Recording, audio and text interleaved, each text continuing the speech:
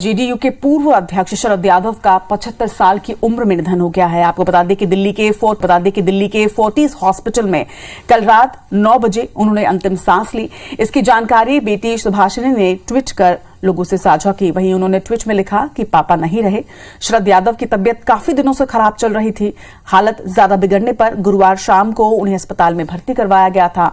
वहीं उनके निधन पर प्रधानमंत्री नरेंद्र मोदी, नीतीश कुमार, लालू यादव, बिहार के डिप्टी सीएम तेजस्वी यादव सहित एमपी के सीएम शिवराज सिंह चौहान, पूर्व सीएम कमलनाथ और छत्तीसगढ़ के सीएम भूपेश बघेल ने भी शोक जताया है।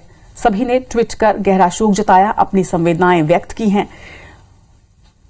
तो जेडीयू नेता शरद यादव जी का जाना बेहद दुखद है, ये सीएम शिवराज सिंह चौहान का कहना। और लगातार सभी जिन्होंने उनके साथ स्मृतियां साझा की हैं, उनके साथ काम किया है, उनके इस राजनीतिक सफर में उनके साझेदार रहे हैं, उनके लिए एक दुख की घड़ी। और सभी ट्वीट कर अपनी अपनी संवेदनाएं व्यक्त कर रहे हैं। पीएम नरेंद्र मोदी के साथ ही छत्तीसगढ़ के सीएम भूपेश बघेल, मध्य प्रदेश के सीएम शिवराज सिंह चौहान के साथ ही पूर्व सीएम कमलनाथ ने भी ट्वीट किया है। पीएम मोदी ने शरद यादव जी का जाना बेहद दुखद है, ये कहते हुए ये भी लिखा कि वो हमेशा हृदय में जीवित रहेंगे।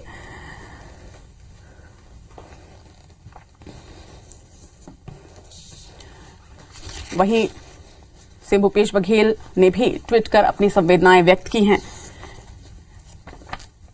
वीडी शर्मा ने भी ट्वीट किया है।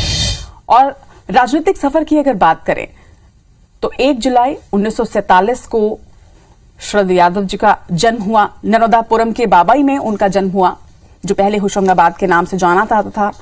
वहीं जबलपुर में उन्होंने अपनी पढ़ाई की और पढ़ाई के दौरान ही उनका राजनीतिक कैरियर शुरू हुआ। राजनीति में वो आए, सबसे पहले छात्र संघ अध्यक्ष वो चुने गए।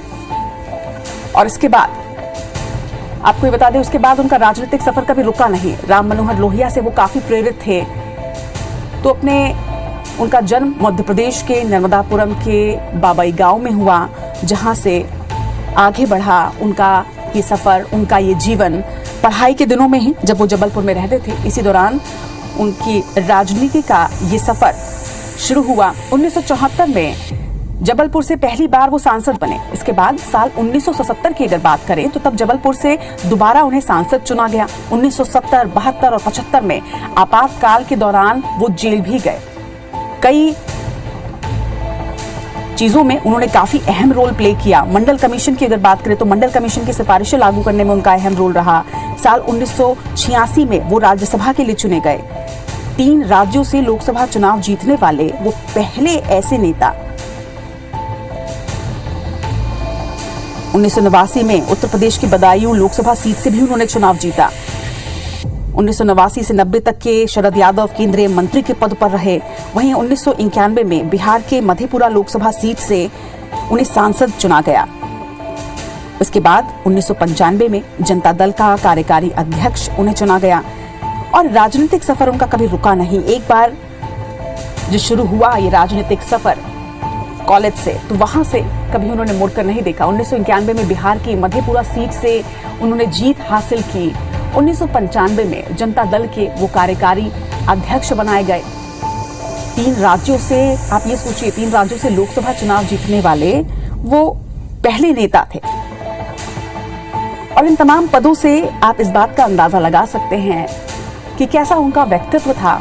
1 जुलाई 1947 को जन्मे शरद यादव का राजनीतिक सफर इस वक्त आपके सामने। 1999 से 2004 तक अटल कैबिनेट में वो मंत्री रहे। एनडीए को संयोजक भी वो शरद यादव रहे हैं। 2003 में जेडीयू के राष्ट्रीय अध्यक्ष बनाए गए। 1999 से 2004 तक के अटल कैबिनेट में उन्होंने पद संभाला। 2004 में दूसरी बार राज्यसभा सांसद बनाया गया उन्हें। 2009 में 7वीं बार उन्होंने लोकसभा चुनाव को जीता। वहीं 2014 में लोकसभा चुनाव में मधेपुरा सीट से उन्हें हार जरूर मिली, लेकिन इससे उनके राजनीतिक सफर पर वो असर नहीं पड़ा। उनके लिए जनता के मन में जो प्रेम था, जो विश्वास था, उस पर असर नहीं पड़ा। राजनीतिक सफर उनका इतना प्रभावशाली रहा, इस बात से आप ये अंदाजा लगा सकते हैं कि आज जो वो इस भौतिक संसार में नहीं है, तो हर कोई अपनी संवेदनाएं व्यक्त कर रहा है।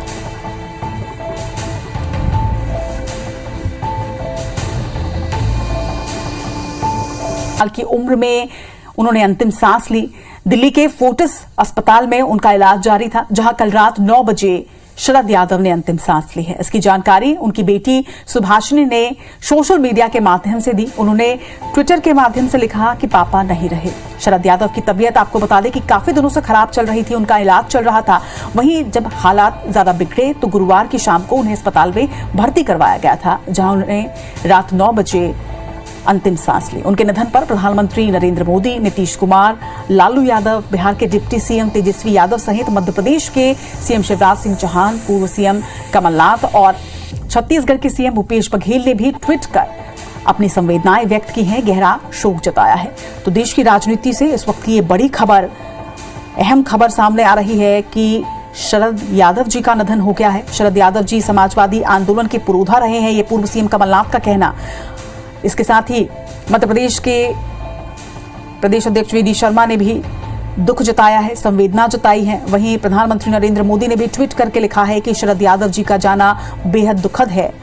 वहीं मध्य प्रदेश के सीएम शिवराज सिंह चौहान ने लिखा कि वो सदैव ही लोगों के हृदय में जीवित रहेंगे। इधर छत्तीसगढ़ के सीएम भूपेश बघेल ने भी लिखा है कि शरद जी मेरे राजनीतिक अभिभावक थे। और ये वो शब्द हैं जो उनके जाने के बाद अब सामने आ रहे हैं, और इन शब्दों से इस बात का आप अंदाजा लगाइए कि कैसा उनका व्यक्तित्व था। एक खास पहचान वो देश की राजनीति में रखते थे। एक मजबूत विपक्ष की भूमिका उन्होंने हमेशा अदा की जेडीयू के, और उनके निधन पर सभी अपनी संवेदनाएं व्यक्त कर रहे हैं। आपको बता दें कि कल रात 9 बजे फोर्टिस हॉस्पिटल में उनका निधन हुआ है। बेटी सुभाषिनी ने ट्वीट करके ये जानकारी लोगों के साथ साझा की। उनके राजनीतिक सफर के बारे में आपको बताएं, 1 जुलाई 1947 को शरद यादव जी का जन्म हुआ। मध्य प्रदेश के नर्मदापुरम जिले के एक गांव में उनका जन्म हुआ। इसके बाद पढ़ाई उन्होंने जबलपुर से की, और जबलपुर में पढ़ाई करते वक्त ही राजनीति में उन्होंने अपनी किस्मत आजमाई। राजनीति में वो पहुंचे, छात्र संघ अध्यक्ष का प्रभार उन्हें मिला। राम मनोहर लोहिया से वो काफी प्रभावित थे, और यहां से उनके राजनीतिक कैरियर की शुरुआत हुई। तो जबलपुर वो शहर, वो जगह जहां से देश की राजनीति में एक अहम मकाम रखने वाले शरद यादव का राजनीतिक कैरियर एक तरह से शुरू हुआ। जबलपुर में जब वो पढ़ाई कर रहे थे उसी दौरान वो राजनीति में आए, और यहां से उनके राजनीतिक सफर की शुरुआत हुई। सबसे पहले छात्र संघ अध्यक्ष वो चुने गए, और यहां से फिर उन्होंने कभी मुड़कर नहीं देखा। जबलपुर से अपने राजनीतिक कैरियर की शुरुआत करने के बाद बिहार की राजनीति में उन्होंने काफी अहम किरदार निभाया है। 1974 में जबलपुर से पहली बार सांसद चुने गए। 1970 में जबलपुर से ही दोबारा वो सांसद बने। 1970, 72 और 75 में जब आपातकाल लगा देश में, तब वो जेल भी इस दौरान गए। मंडल कमीशन की सिफारिश लागू कराने में बेहद अहम रोल उन्होंने प्ले किया है। 1986 की बात करें तो तब राज्यसभा के लिए उनका चुनाव किया गया।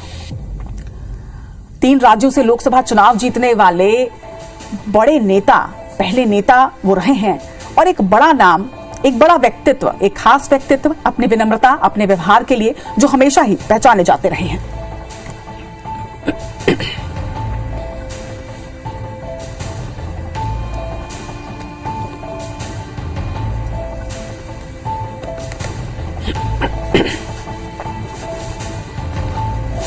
चलिए, तो छत्तीसगढ़ के बीजेपी अध्यक्ष अरुण साव जी इस वक्त हमारे साथ जुड़ गए हैं। अरुण साव जी, ये दुखद खबर इस वक्त सामने आ रही है, देश की राजनीति में एक अलग पहचान रखने वाले शरद यादव जी का निधन।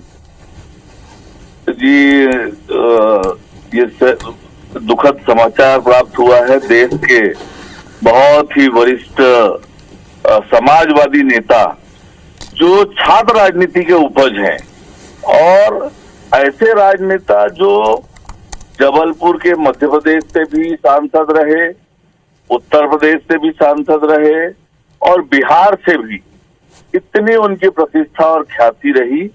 और ऐसे समाजवादी नेता आदरणीय शरद यादव जी का निधन निश्चित रूप से ये अपूरणीय क्षति है, विशेषकर समाजवादी राजनीति के लिए। और मैं अपनी विनम्र श्रद्धांजलि अर्पित करता हूँ। हमारे साथ जुड़ने के लिए अरुण साव जी, आपका बहुत बहुत शुक्रिया।